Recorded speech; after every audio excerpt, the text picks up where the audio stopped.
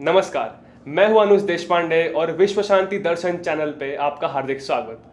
विश्व शांति दर्शन channel विश्वधर्मी professor doctor Vishwanath दा Karad sir की एक संकल्पना से उभरा हुआ एक चैनल है। तो चलिए डालते एक नजर आज के सकारात्मक खबरों पर। भारत अब ऑर्गन ट्रांसप्लांटेशन में तीसरी स्थान पर रैंक करता है। अंकिता श्रीवास्तव एक सक्सेसफुल लिवर डोनर की प्रेरणादायक कहानी। आइए देखते हैं कि कैसे आईआईटी गांधीनगर के बच्चों ने किया एक एंटीवायरल कोटिंग का आविष्कार। सास बहू ने बनाया इको फ्रेंडली घर।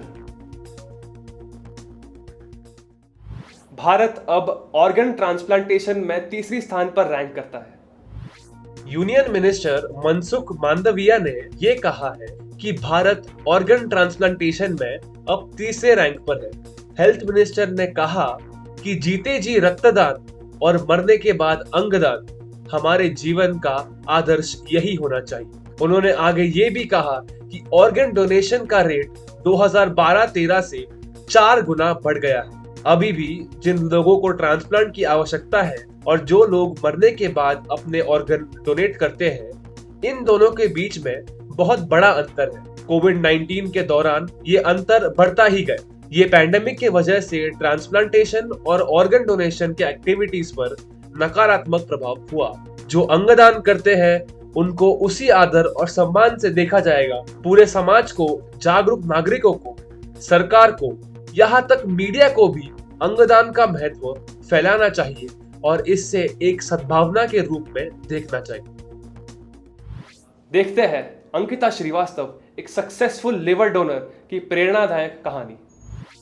ऐसी कोई रुकावट नहीं है जिसे अंकिता श्रीवास्तव ने ओवरकम ना किया हो। अंकिता श्रीवास्तव एक world record holding athlete, entrepreneur और वॉर्टन स्कूल ऑफ बिजनेस में अपना एमबीए कर रही। पर अंकिता को ये जिंदगी बहुत परिश्रम और प्रयत्न करने के बाद प्राप्त। 2007 में अंकिता की माँ लिवर सिरोसिस के साथ डायग्नोज हुई थी, जिसमें लिवर परमानेंटली डैमेज हो जाता है। उस स्थिति में अंकिता की माँ को रेगुलर ट्रीटमेंट्स मिल रहे थे, लेकिन उन्हें लिवर डोनर का इंतजार करना पड़ रहा था। खुशनसीब से अंकिता का ब्लड ग्रुप सेम था और 2014 में जब वो 19 साल की थी, तब अंकिता ने अपने लिवर का 74% अपनी माँ को डोनेट कर लिया। लेकिन बदनसीब से उसकी माँ 3 महीने बाद टोटल ऑर्गन फेलियर के कारण गुजर गई। ये सुनते ही अंकिता के पापा ने सब जिम्मेदारी त्याग करके उसे छोड़ दिया। अंकिता खुद ट्रांसप्लांट के कारण बेड रिडन हालत में थी। लिवर ट्रांसप्लांट के बाद उसे लगा कि वो वापस कोई स्पोर्ट नहीं खेल पाएगी, लेकिन उसके अंदर का खिलाड़ी जागता था और ट्रांसप्लांट के बावजूद उसने एथलेटिक्स और इंटेंस ट्रेनिंग चालू कर दी। अंकिता ने 1 साल रिकवरी के लिए बिताया और उसके बाद हर दिन 6 घंटे की रेगुलर ट्रेनिंग चालू कर दी। रोज 4 बजे उठकर स्पोर्ट्स ट्रेनिंग, घर का काम, ऑफिस का काम अकेले करके 7 बजे वापस लौटना कोई आसान सी चीज नहीं है। लेकिन अंकिता कोई सामान्य लड़की नहीं थी। उसने एक बार निशाना ले लिया तो उसे कोई नहीं रोक सकता। 5 साल बाद उसको ये परिश्रम का फल 2019 के ट्रांसप्लांट गेम्स में मिल गया। उसको लॉन्ग जंप और बॉल थ्रो इवेंट्स में गोल्ड मिला और अपने को सबके सामने साबित कर लिया। आइए देखते हैं कि कैसे आईआईटी गांधीनगर के बच्चों ने किया एक एंटीवायरल कोटिंग का आविष्कार। आईआईटी गांधीनगर ने एक ऐसी गजब की चीज इन्वेंट की है जिसके कारण कई लोगों की जान बच सकती है। उस प्रीमियर संस्थान ने एक एंटीवायरल कोटिंग मटेरियल को बनाया है जिसे बड़ी आसानी से किसी भी सरफेस पर लगाया जा सकता है। ये कोटिंग बहुत सारे वायरल इन्फेक्शंस को रोक सकती है, जैसे cold, flu, measles, chicken pox आदि। ये कोटिंग काफी सारे नॉन पैथोजेनिक वायरसेस को भी फैलने से रोकती है। और एक खूब और यूनिक बात इस कोटिंग की ये है कि ये पूरी तरह से इको फ्रेंडली मटेरियल से बनी है और ये नॉन टॉक्सिक भी है।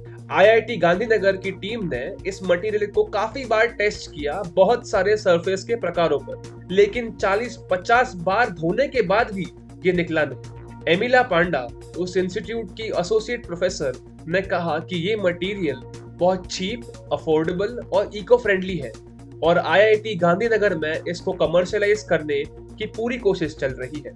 उनकी टीम इस कोटिंग को बैक्टीरिया पे भी टेस्ट करने की कोशिश कर रही है और पैटेंट के लिए भी अप्लाई कर दिया है। आइए देखते हैं कि कैसे सास बहू ने बनाया ये अनोखा इको फ्रेंडली घर।